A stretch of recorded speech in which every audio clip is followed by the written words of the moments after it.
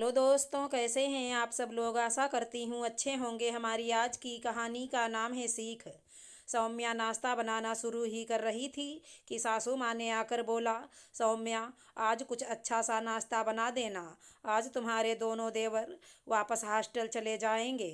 ऐसा करो, आज तुम सुबह फ्राइड इडली बना दो। सौम्या ने कहा, जी मम्मी जी। और सौम्या नाश्ते की तैयारी में जुट गई।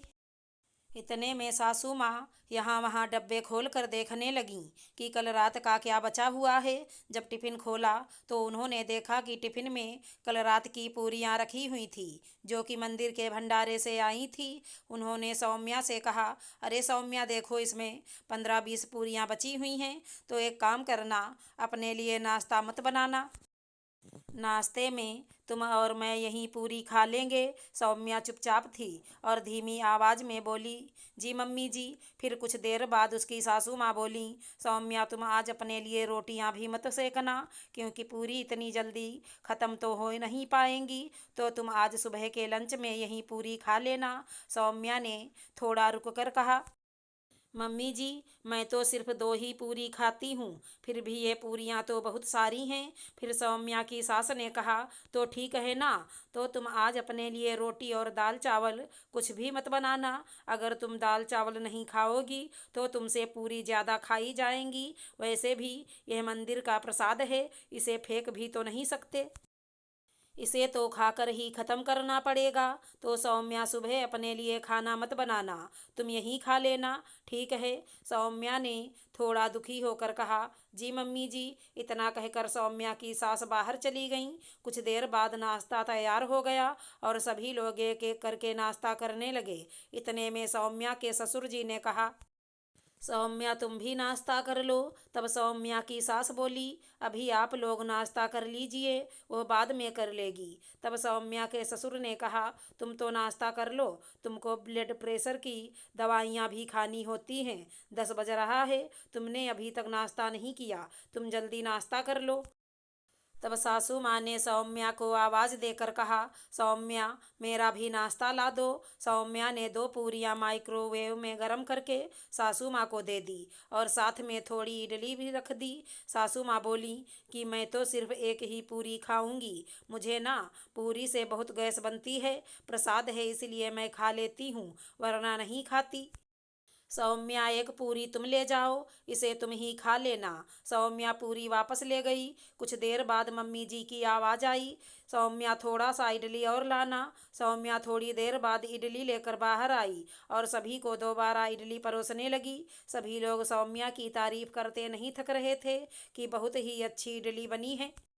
सौम्या मुस्कुराती हुई सबका बिना कुछ बोले ही आभार व्यक्त कर रही थी। उसने जैसे ही अपनी सासू माँ की तरफ देखा तो उन्होंने थोड़ा बुरा सा मुंह बनाकर कहा, ठीक है, लेकिन इसमें मिर्च बहुत ज़्यादा हो गई हैं। खैर, अब कुछ ना कुछ तो खाना ही पड़ेगा, मुझे दवाई भी तो लेनी है। ससुर जी सौम्या की तरफ देख कर बोले, बेटा इडली बहुत अच्छी बनी है, जाओ तुम भी खा लो। सौम्या अपने ससुर जी से क्या बोलती कि आज उसे तो पहले ही हिदायत मिल चुकी है कि उसे आज अपने लिए खाना नहीं बनाना है, आज उसे सिर्फ बासी खाना ही खाना है। उसे अपनी मायके की बातें याद आने लगीं। उसे याद आया कि सुबह की बची हुई सब्जी उसने शाम को कभी भी नहीं खाई। पर यहाँ सब कुछ उल्टा था। यहाँ जितना कुछ भी बासी बचता था सब सौम्या के हिस्से में आता था। सौम्या ने टिफ़िन खोला और उससे प्रसाद की पूरियाँ निकाल कर अचार की राई लेकर खाने बैठ गई। वो खाना खाने बैठी ही थी कि पीछे से सासू माँ की आवाज़ आई, सौम्या थोड़ा जल्दी करना, तुम्हारे देवरों को जल्दी निकलना है। सौम्या ने अपनी प्लेट को वहीं ढक कर रख दिया और हाथ धोकर काम में लग गई। उसने सोचा जल्दी जल्दी पूरा भोजन बनाकर भैया लोगों का टिफ़िन भी पैक कर दूं, उन्हें शाम को रास्ते में भी खाने को लगेगा। सौम्या भोजन बनाने में जुट गई। दिन का 1 बज रहा था, रविवार का दिन था। सभी लोग एक साथ बैठकर खाना खाने आए। आज उसके दोनों देवरों को वापस जो जाना था। सौम्या ने अपनी सास को भी थाली लगाकर दे दी। सौम्या की सास ने अपनी थाली देकर कहा, सौम्या, ये पूरियां वापस ले जाओ। मैंने सुबह नाश्ते में पूरियां खाई, जिससे मुझे बहुत गैस बनने लगी है। मेरे लिए तुम गरम रोटियां ला दो। सौम्या जी मम्मी जी कहकर अंदर रसोई में रोटियां लेने चली गई। सभी लोग प्रेम पूर्वक भोजन कर रहे थे।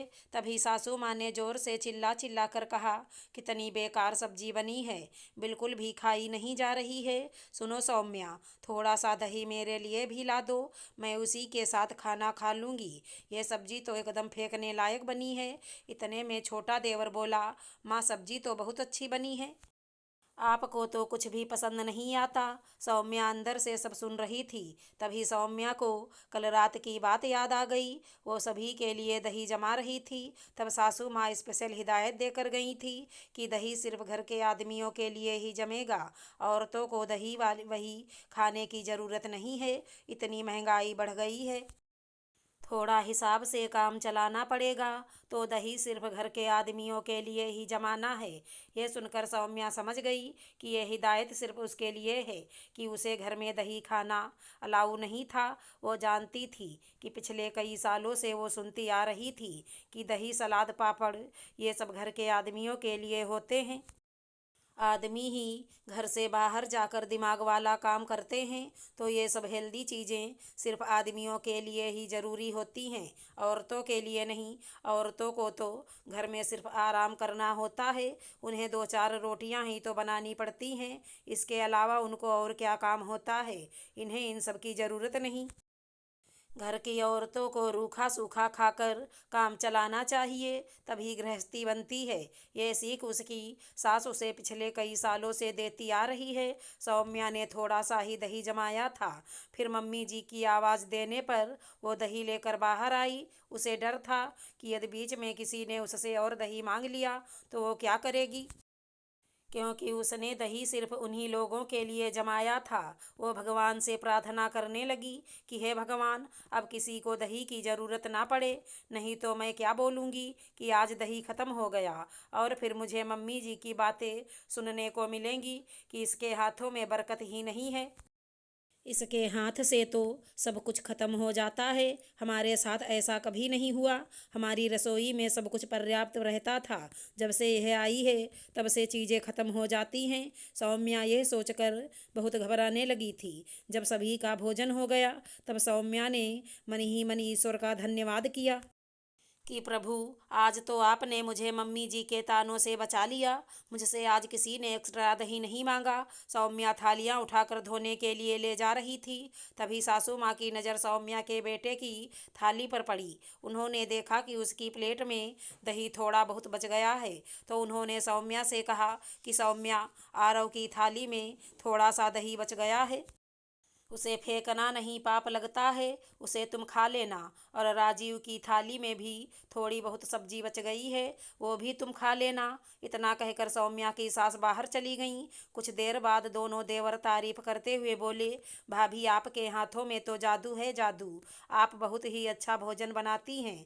भाभी, आपने मेरे लिए आटे के लड्डू रख दिए हैं। सौम्या बोली, हाँ भैया। देवर फिर बोला, भाभी, और मेरी पापड़ी और शक्कर पारे। सौम्या मुस्कुराकर बोली, हाँ भैया, मुझे सब याद है। मैंने आपके लिए पापड़ी, शक्कर पारे और साथ में थोड़ा बहुत गुजिया भी बनाकर रख दी है। मैं जानती हूँ आपको ये सब बहुत पसंद है। इतने में राजीव खुश होकर बोला, अरे वाह, गुजिया भी बनी है। सौम्या, तुमने मुझे नहीं खिलाई गुजिया? सौम्या मुस्कुराते हुए बोली, जी अभी लाई। सौम्या एक प्लेट में गुजिया सजाकर बाहर ले आई। ससुर जी, राजीव और उनके दोनों भाइयों ने गुजिया खाई। ससुर जी ने प्लेट सासू माँ की तरफ आगे बढ़ाते हुए कहा, लो तुम भी गुजिया खाओ, गुजिया बहुत ही स्वादिष्ट बनी है। सौम्या के ससुर जी ने सौम्या की तरफ देखते हुए कहा, सौम्या, तुम्हें मीठा बहुत पसंद है ना? तुम्हारे पिताजी ने मुझे बताया था, शायद इसलिए तुम इतना अच्छा मीठा बनाती हो और सबका दिल खुश कर देती हो। अच्छा अच्छा खिलाकर दिल जीतना तो कोई तुमसे सीखे। सच, गुजिया बहुत ही अच्छी बनी है। इतने में सौम्या की सासू माँ ने कहा, मुझे नहीं खाना गुजिया, हम मीठा खाने के लिए ऐसे मरे नहीं जा रहे हैं। सौम्या समझ गई थी कि ये बात उसकी सासू माँ उसी के लिए कह रही थी। कुछ समय बाद देवरों के जाने का समय हो गया। राजीव बोला, पापा आप परेशान मत होइए, मैं इन दोनों को स्टेशन तक छोड़ कर आता हूँ। राजीव ने अपने भाइयों से पूछा, तुमने सामान चेक कर लिया? सब कुछ रख लिया, कुछ छूटा तो नहीं? हाँ सब रख लिया भैया। तो चलो गाड़ी बाहर खड़ी, मैं तुम्हें रेलवे स्टेशन तक छोड़ कर आता हूँ। माताजी और पिताजी दोनों बहुत दुखी हो रहे थे। कह रहे थे कि आज हमारा घर फिर सूना हो गया। दोनों बच्चे आ जाते हों तो बहुत अच्छा लगता है। राजीव दोनों देवरों को स्टेशन तक छोड़ने चले गए। मम्मी जी और पापा जी अंदर आ गए। सौम्या ने घड़ी की तरफ देखा तो 4 बज रहे थे। वो रसोई समेट कर खाने बैठी और अपनी सुबह की ढकी हुई नाश्ते की प्लेट को ले आई। उसने थोड़ी बहुत जो सब्जी बची थी वो भी रखी और खाने बैठ गई। मन तो हुआ कि थोड़ा बहुत दाल चावल खा ले, सुबह से कुछ नहीं खाया था। पर फिर सासू माँ के डर के कारण कुकर को हाथ भी लगाने की हिम्मत नहीं हुई। उसे लगा यदि सासू माँ ने देख लिया कि मैंने पूरियाँ कम खाई और चावल ले लिया तो फिर उसकी सामत आ जाएगी। वो मन मसोस कर सुबह के नाश्ते की प्लेट में ही खाना खाने बैठी थी कि तभी पीछे से सास की आवाज़ आई, सौम्या कल की दाल भी बची है, उसे भी खा लेना। सौम्या उसे फ्रिज से निकाल कर माइक्रोवेव में गर्म करने लगी। इतने में उसके बड़े बेटे ने आकर उसे अपनी दही की कटोरी दी और बोला, माँ ये दही आप खा लेना, मैंने इसमें से सिर्फ 1 चम्मच खाया था। सौम्या ने मुस्कुराकर कहा, हाँ बेटा आप रख दीजिए, मैं खा लूँगी। उसने 3 पूरियां खाई। उसका पेट तो नहीं भरा पर मन भर गया तो वो खाना खाकर उठ गई। सुबह से लेकर शाम तक काम करते करते वो थक गई थी और ऊपर से उसे मन का खाना भी नसीब नहीं हुआ। उसका बड़ा बेटा सब कुछ बहुत गौर से देख रहा था।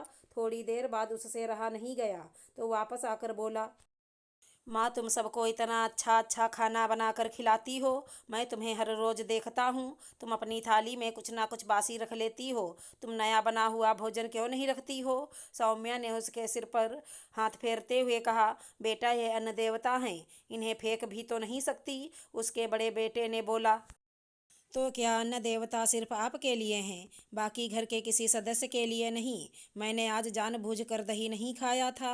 मैं जानता हूँ आपको दही बहुत पसंद है, पर दादी आपको हमेशा दही खाने से रोक देती हैं। पर जब भी मेरी थाली में या पापा की थाली में कुछ बचता है तो वो आपको खाने को कहती हैं। मैंने कल रात को दादी की बातें सुन ली थी, इसलिए आज मैंने दही नहीं खाया। मैं जानता हूँ दादी हमेशा आपको बासी खाना खाने के लिए कहती हैं। मैं अब छोटा नहीं रहा माँ कि तुम मुझे अपनी बातों से बुद्धू बना सको। मैं सब समझता हूँ। बेटे की बातें सुन सौम्या की आंखों में आंसू भर आए। उसने अपने बेटे को जोर से सीने से चिपका लिया, जैसे मानो कई सालों का भरा गुबार था वो आंसुओं में बहाकर निकाल रही थी। सौम्या का बेटा अपनी माँ के आंसू पोंछते हुए बोला, माँ तुम चिंता मत करो, मैं हूँ ना, मैं रखूँगा तुम्हारा ध्यान। मैं बात करूँगा घर में सबसे कि मेरी माँ के लिए घर में इतना भेदभाव क्यों किया जाता है। सौम्या ने कहा, नहीं नहीं बेटा, तुम किसी से कुछ मत कहना, नहीं तो सबको लगेगा कि मैंने तुमसे कुछ कहा है या बोला है, सब मुझको ही बुरा समझेंगे। तुम्हें मेरी कसम आरो, तुम किसी से कुछ मत कहना।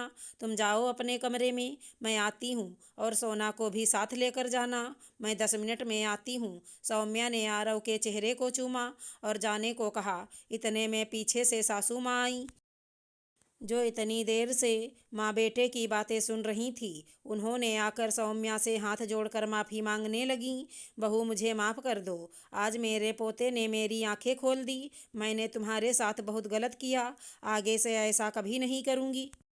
सौम्या ने भी बड़ा दिल करके अपनी सास को माफ़ कर दिया और अपनी सासू माँ के प्यार से गले लग गई। अगर हमारी कहानी पसंद आई हो तो चैनल को लाइक शेयर सब्सक्राइब करें। राधे राधे दोस्तों।